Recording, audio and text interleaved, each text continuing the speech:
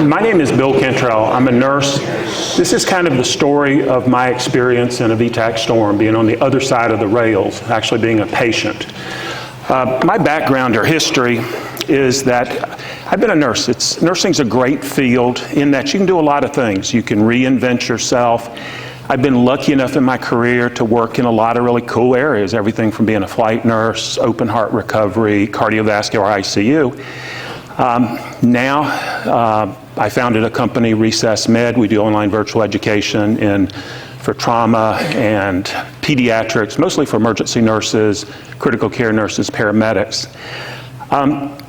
Unfortunately, with the whole VTAC storm, I was really touched by a lot of the areas that I'd worked in, so I really knew a little bit too much about what was going on. I've got a bad heart. Okay, I've had 2 open heart surgeries. The first one back in 16, mostly issues on the right side, SVGs. Then again, a few days after coming out, one of the grafts closed, ended up getting a stent at that point. Thought I was going to get, good 10 years or more out of the open heart. 4 years later, ended up going back in, same thing, jaw pain, atypical, getting another open heart surgery. After coming out of open heart surgery, I really didn't recover. They had a hard time weaning me off of the off the bypass. Ended up on a balloon pump for a few days. If you ever want to know what lots of pressors and a balloon pump can do, I still kept all of my toes, which is kind of is amazing. I may never be a foot model, but at least that I've got all the toes intact. I really didn't recover from the open heart surgery, so as I went forward, I was having some tachyarrhythmias, and I was, I think, a little bit in denial. I'd been having fast rhythms, I had the little cardio that looked at home, and I came up with every excuse in the world. This can't be VTAC, it's too slow, it's some sort of rate-related bundle, or it's a SVT with aberrancy. I was actually, this is on the left, what I was basically in most of the time prior to going in for the ablation. I thought it was going to be a nice, easy AVNRT ablation. The right was the one that they took right before the EP procedure.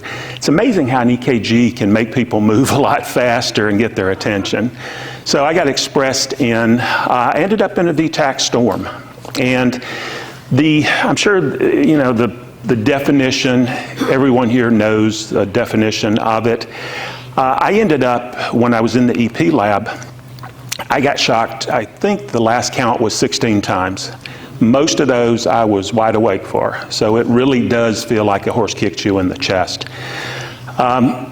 They ended up finally intubating me, putting me on the vent, brought me out to CVICU to kind of let things settle down a little bit. For the next few days, this was at Peace Health, Southwest Washington and Vancouver, Washington. Next few days, it was constantly in and out of VTAC. I was getting shocked probably about 4 or 5 days, or 4 or 5 times a day minimum. It was kind of like, oh, you need to get checked off on shocking somebody. Here, come in here. Just wait a few minutes, you'll go back into it. This is what I ended up transferred to OHSU, Oregon Health Sciences University. I was the patient that I would love to take care of. Super sick, lots of tech involved. It's a little different though when you're on that side of the bed rail. COVID was raging at this time. At this time here, I was on the ventilator. I had the impella in. My ejection fraction stunned myocardium from all the VTAC. I was less than 10%. So I was basically just barely creeping along. Lots of pressors. They were still trying to break the rhythm. During this whole time at OHSU, I was on the ventilator for about, I think it was 23 days with that. During this time, the outward appearance is I was sleeping, I was resting, I was sedated. The reality is that there really wasn't, there were some dreams and things, but there were also nightmares. There were loops of where you really ended up, you didn't know if you had to accomplish something to finish it, to break that loop. You didn't know. There were recurring themes. It was like a story that would stop, rewind, and go a different route. So some of these were pretty benign. One of the favorite places for me has always been the beach. Love to go to the ocean. One of the recurring dreams that I had, and this probably happened, I don't know, couldn't count, there was really no concept of time, but maybe 40, 50 times, was I would be laying on the beach. And then as things progressed, water would start rushing in. And then slowly the water would end up covering me up. I'd gurgle. I could actually taste the saline, the salt water. And then finally everything would go black. So I don't know if during that time it was something where maybe I was being suctioned. Respiratory was lavaging me. Who knows? Maybe nothing was going on. It's kind of funny sometimes what your mind does to occupy itself. This is me prior to Christmas. I went in for the ablation early December. I'd been on the vent. This is where they were going to try to extubate me, and ended up, if they couldn't, it was going to be a trach for me. This is Christmas Eve day. They had just extubated me, and my wife is there. This was COVID was, at OHSU, she was still able to get into the facility and see, but COVID was really raging. So they ended up, I got extubated that day at 2 o'clock that night. They put me on an airplane and shipped me to Stanford, possible for going down for a heart transplant. When I woke up, I had the vivid hallucinations. I was still dazed and confused at best. When I got to Stanford, I thought I'd been in a Mexican hospital being taken care of by nurses who were nuns. So I ended up, it was funny because they're trying to look through the record and figure out, where do we miss this in report? I thought he was only in Vancouver. So the other issue that came about was when I got there, I kind of found out, I knew my rear end had been a little bit painful. They had stopped turning me because every time they turned me, I'd go into VTAC, they'd shock me, so the option was not to turn. I think this is the most people I've ever shown my ass to in a single point. This is my rear end. When I got there, this just adds insult to injury. When I was there, on the left was really at arrival to Stanford. And on the right side, I was just barely able to pick up my arms. I'd gotten so deconditioned. I was at Stanford 1,000 miles from home. Wife couldn't visit, couldn't come because they had really locked the facilities down. I was in a deep, deep funk, a depression. I was in pain. I was away from home. I was still confused. I would be talking to people in the room that weren't there. I thought the night nurse was going to try to kill me. I thought my wife had made me a DNR. So every time the nurse came in, I would be going through, check Epic and make sure she hasn't made me a DNR. So it got so bad and such a deep, deep depression, while in there. And it was isolation. It was the nurses, people weren't really coming in the room a lot. Even rounds would be done from the door. They may send one person gowned up into the room. It got so bad finally with the confusion, the delirium, and everything else, I decided I kind of had enough. I decided I had a left brachial arc line. It was positioned away from the door. And I kind of decided, well, if this is what it is, let's give it a try and see. They were going to change out the arc line. It was positional. The nurses really weren't watching it that close. So I'm sitting there and I'm counting down the time that night because I figured, okay, I'll open up the stopcock. I'll bleed out pretty quick and this all will be over. It definitely, I started doing inventory and I started thinking, what do I have to be grateful for? And it's like, well, I survived. That's maybe, a mixed bag. I also, I loved the ice chips. That was something good. There was this one medicine they gave me for my stomach that dissolved, that tasted like watermelon. So I ended up, I savored that every time. I'd save it to the last pill to take. I still couldn't really lift my head off the bed or move around. They were still having to hold the phone or iPad so I could FaceTime with the wife. And, I thought about it after everything, my wife had been through. I kind of rationalized, worked my way out of that, not doing it. But it's still, the persistence of, the post-delirium, the confusion. It took weeks to recover from that. I would have hated, if I'd ended up doing this, I would have hated to be that nurse that had to fill out the paperwork on their CVICU patient with an Impella that killed himself. It would have been kind of an interesting story. The depression, everything continued. The worst times for me were at nighttime. Sats would drop. If they dropped me flat, it would feel, smothering feeling. I would desat in, seconds down into the mid 80s. And it was, the one morning was really terrifying. It was shift change that had the BiPAP at bedside. I started, desatting. I'm sitting up, everything going, had a non-rebreather on. And we started in that process of sat kept dropping, people in the room, more people in the room. People started looking at each other concerned. They started doing the things I've done, hundreds of times. Pull the bed out from the wall, take the headboard off, getting ready for intubation. And I was crystal clear at that time, and it was terrifying, knowing that, I couldn't breathe, was suffocating.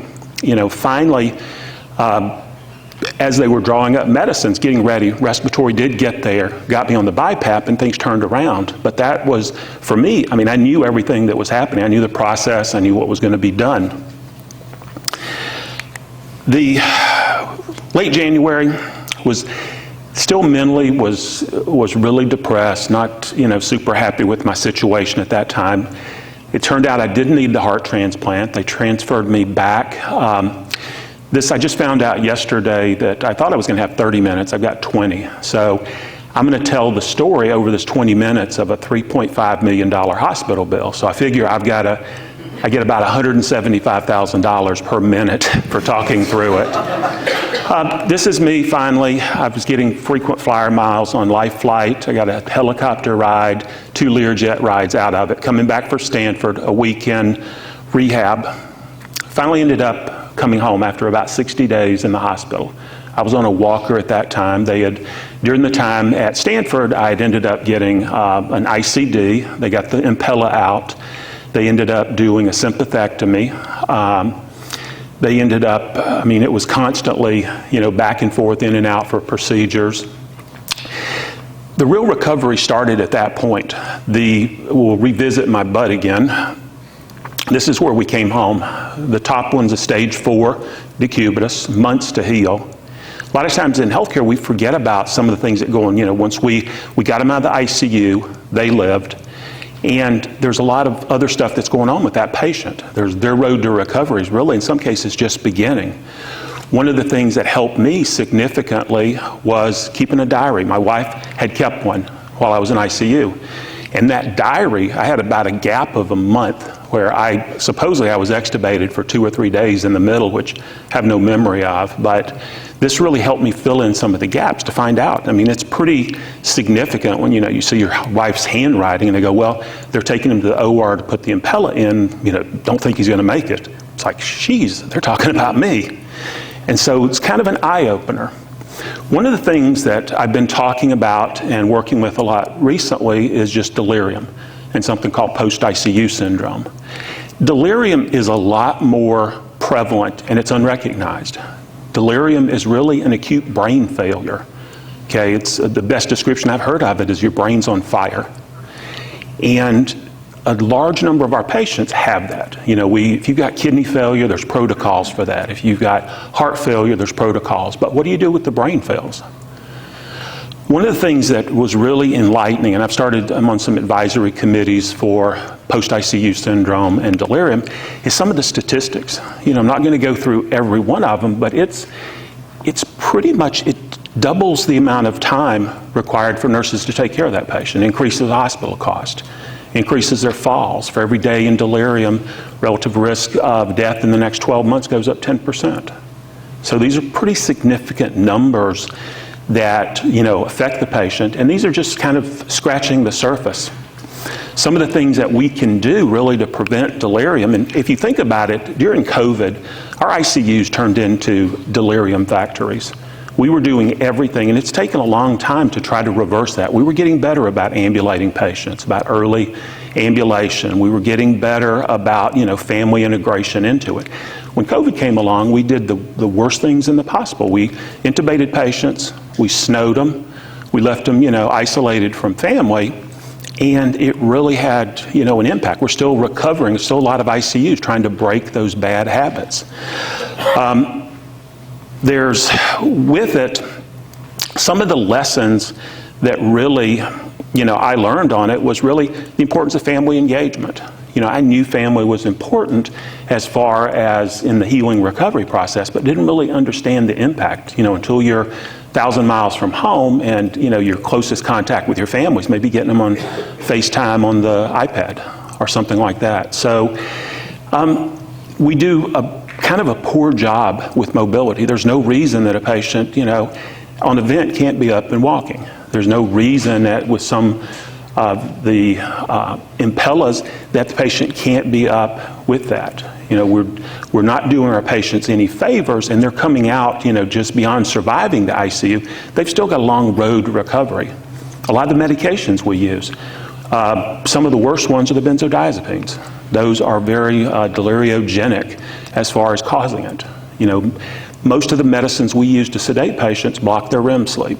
You lose about 3 days of REM sleep and you probably start seeing things. So it's being aware of those things, and a lot of the effort's been around awake and walking ICUs, ICU liberation. There's a bundle out there to address these things. If you're not doing this, looking, is this patient meet the criteria for delirium? Making sure that those RASS scores are accurate. That's been one of the most, I think, misused tools in some cases of not being properly used. So I think that we can do a lot better in this. Some of the lessons I learned, again, it's really the importance of family. Gratitude, thankfulness.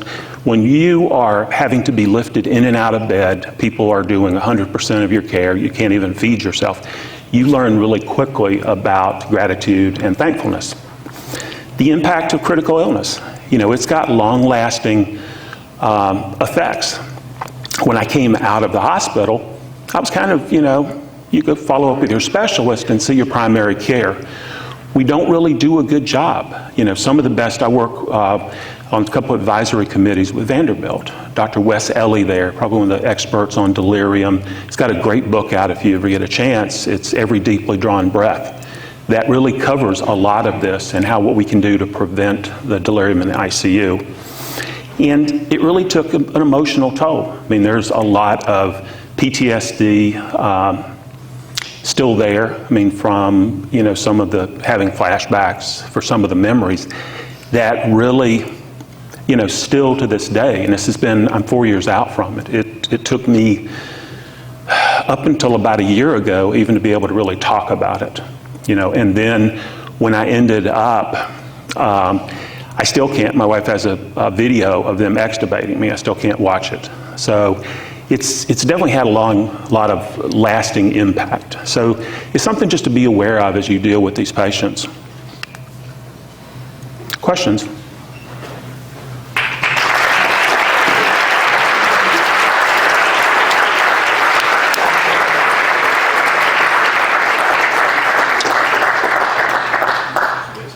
All right, thank you, folks.